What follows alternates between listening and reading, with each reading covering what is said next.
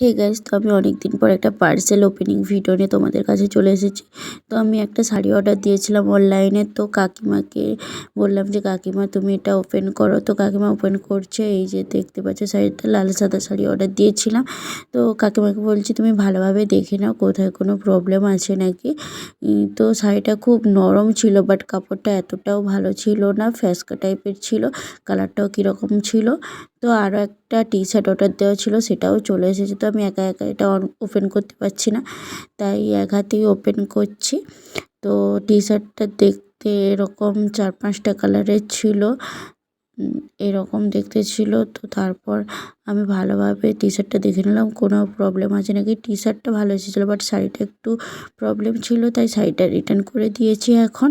তো মিশো অ্যাপ অনেকেই হয়তো ইউজ করো, তো আমি বেশিরভাগ মিশো অ্যাপসেই শপিং করে থাকি। তো মিশো হচ্ছে এখন দেখি প্রায় সবাই শপিং করে।